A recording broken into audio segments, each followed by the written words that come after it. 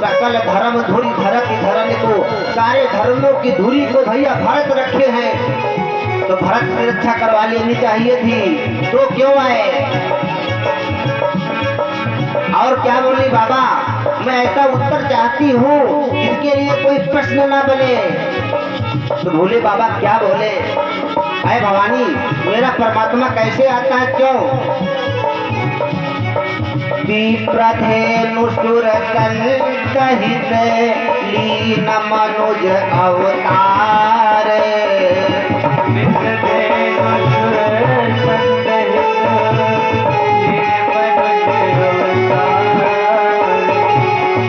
क्या बोली भवानी? बाबा कहते विप्रधेनु सुर संतहित, यदि ब्राह्मणों की रक्षा करवानी थी, गायों की रक्षा करवानी थी, यदि असुरों का संहार करने के लिए परमात्मा आया है, यदि असुरों का संहार करवाना था तो भैया लक्ष्मण को भेज देते। पढ़ो रामायण। जगमहु सखा निशाचर जेते,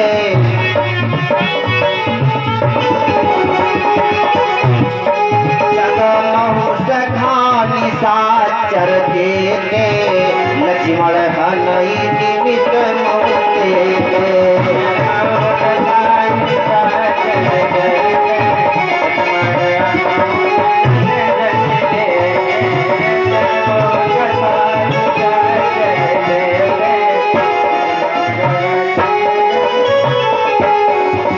आज भवानी कहने लगी बाबा, जब जब हुई धर्म की हानि, धर्म की रक्षा करवानी थी तो भरत से करवाते, यदि असुरों का संहार करवाना था तो लक्ष्मण कर देते एक निमिष मात्र में। तो भोले बाबा ने कहा पार्वती बात तो सही है। तो भोले बाबा कहते हैं देवी अब की मैं ऐसा उत्तर देने जा रहा हूँ जिसके लिए तुम्हारे पास कोई प्रश्न नहीं बनेगा। हमारा परमात्मा क्यों आता है? विप्रधेनु सुर संतहित लीन मनुज अवतार। ब्राह्मणों और गायों की रक्षा, संतों की रक्षा करने के लिए हमारा परमात्मा अवतार लेता है पार्वती। तो पार्वती ने फिर टोका, बाबा रुको, संतों ब्राह्मणों की रक्षा करवानी थी तो किसको भेज देते? एक काम के लिए चार कहे आए।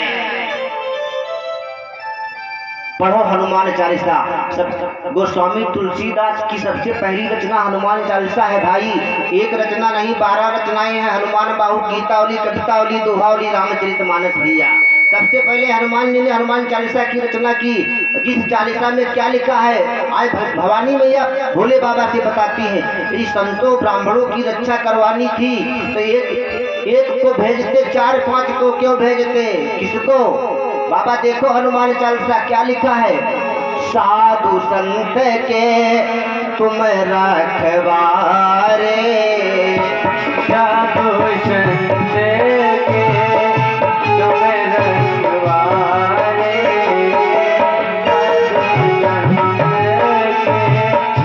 तुम रखवारे, असुर निकंदने राम दुलारे,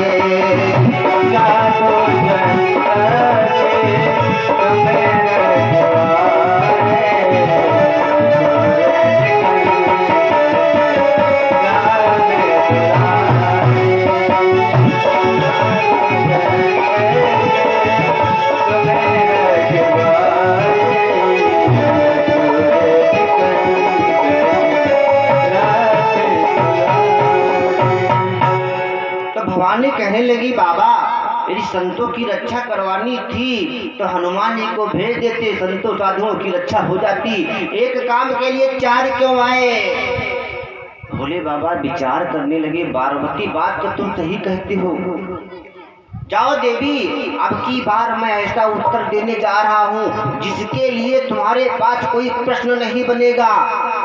तो भवानी ने कहा हाँ बाबा मैं ऐसा उत्तर चाहती हूँ जिसके लिए मेरे पास कोई प्रश्न न खड़ा हो।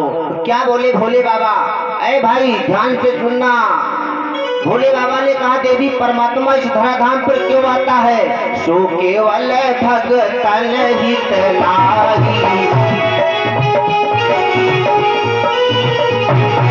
अरे बाबा भवानी परमात्मा हमारा भक्तों को दर्शन देने के लिए आता है। किनको? सो केवल भगतल हित लागी, परम कृपाल बनत अनुरागी।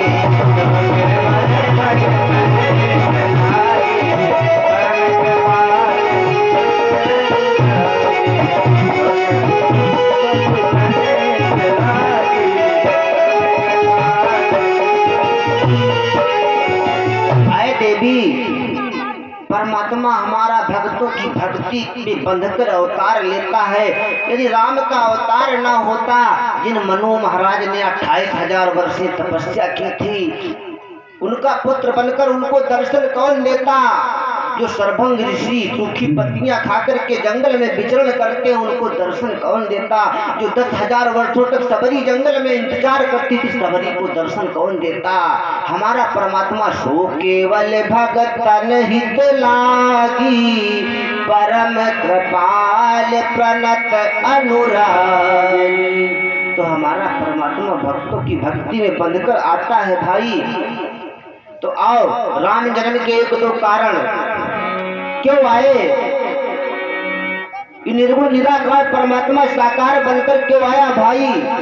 आप लोगों को पता होगा। एक कारण इतने समय में, एक कारण रात्रि के समय में। एक समय की बात है, राक्षस हमेशा देवताओं को बहनों परेशान करते रहे। राक्षस एक बार राक्षसों ने देवताओं पर आक्रमण कर दिया, तो सारे देवता इकट्ठा होकर कहां गए भाई? ब्रह्मा जी के पास। ब्रह्मा जी से कहने लगे, सभी देवता राक्षस हमें परेशान करते थे। तो ब्रह्मा जी ने 5 बाण दिए, देवताओं को 5 बाण दिए और कहने लगे, ये बाण इनसे राक्षसों का वध करो, लेकिन किसी राक्षसों के हाथ ये 5 बाण लगने न पाए। तो देवताओं और राक्षसों का युद्ध हुआ, लेकिन बाणों का प्रयोग नहीं हुआ। राक्षस भाग गए, मारे गए। अब देवता अपने पास बाणों को रखे हैं, विचार करते कहीं राक्षसों के पास ये बाण चले न जाएं, क्या किया जाए? अब रखने के लिए कहाँ जाते हैं? हमारे पास में नैमिष तपोभूमि मिश्रिक को जाते हैं, जहाँ दधीची महाराज तपस्या करते थे। दधीची महाराज के पास 5 बाण लेकर जाए, कहने लगे इनकी रक्षा करो। देवता तो बाण रखकर चले आए। काफी समय बीता, दधीच महाराज विचार करने लगे, इन बाणों से मेरी तपस्या में बाधा पड़ती है। 2-4 साल भी हो गए हैं, क्या करें? 5 बाणों को घोटना शुरू किया। दधीच महाराज ने घोट घोट कर पी गए। 5 बाणों को जब दधीच महाराज पी गए, इसी बीच में राक्षसों ने फिर से आक्रमण किया देवताओं पर। अब देवता कहाँ गए? दधीच महाराज के पास, बाबा जो हमने तुमको 5 बाण दिए थे, हमें वापस लाओ। तो दधीच बाबा बोले, आए वो तो कब के घोट के पी गए, क्या करें? ब्रह्मा जी के पास फिर गए। देवता ब्रह्मा जी के पास गए, ब्रह्मदेव हमसे कोई फिर अस्त्र शस्त्र दो। तो ब्रह्मा जी ने कहा, देवताओं तुमको मैंने 5 बाण दिए थे, क्या किए? देवताओं ने बताया, वो तो दधीच महाराज घोट के पी गए। तो ब्रह्मा जी ने कहा, जाओ उन दधीच महाराज, उन बाणों का अक्ष दधीच महाराज की हड्डियों में होगा। ये दधीच महाराज की हड्डियों से अस्त्र बने, उन अस्त्रों से देवताओं का संहार हो सकता है भाई। तो देवता लोग दधीच महाराज से के पास गए, कहने लगे, बाबा हमें आपकी हड्डियों की आवश्यकता है। तो दधीच महाराज क्या बोले? कैसे थे तब के बाबा? वारे दधीच महाराज, आजकल के बाबा लोगों से कहो, बाबा आज हमरे जंतुर में एक आपके दाढ़ी के बाल का जरूरत है, एक बाल कह दो तो बाबा यही कहेंगे चल हट। दधीच महाराज क्या करते हैं? ठीक है, मैं अपनी हड्डियों को तुम्हें दान कर दूंगा, लेकिन हमें सभी देवताओं के दर्शन कराओ। 33 कोटि देवता हैं, सारे देवता गए। जो 84 कोसी बहनों, अभी वो समय आ रहा है आगे, अभी 10-5 दिन के बाद जो फाल्गुन पूर्णिमा के 15 दिन पहले जो परिक्रमा होती है, तो दधीच महाराज को 33 कोटि देवता दर्शन देने के लिए गए। जो परिक्रमा पहले 84 कोस में होती है, जब 5 दिन बचते हैं, जब 5 दिन बचते हैं तो मिश्रिक की तपोभूमि पर जाती है। उन 5 दिनों में दधीच महाराज ने परिक्रमा की थी भाई, सभी के दर्शन कर लिए, परिक्रमा कर ली। दधीच महाराज ने गायों से अपना शरीर चटा दिया। जब गायों से शरीर चटा दिया, केवल अस्थियां बची हैं। बहनों, उन अस्थियों से 5 हथियार बने, उन अस्थियों से 5 हथियार बने। सारंग, विष्णु, पिनाक, महेशु, लियो वज्र और हाथ सुरेशु। और एक गांडू बना था, कारमुख बना था। वज्र, सारंग, पिनाक, 5 हथियार बने। इसी बीच में वृत्तासुर राक्षस पैदा हुआ, देवताओं पर आक्रमण किया। तो देवताओं ने क्या किया? सभी देवता मिलकर वृत्तासुर का संहार किया। इंद्र ने अपने वज्र के प्रहार से वृत्तासुर का अंत कर दिया। भाई, उस वृत्तासुर को मारने के लिए सभी देवताओं का सहयोग था।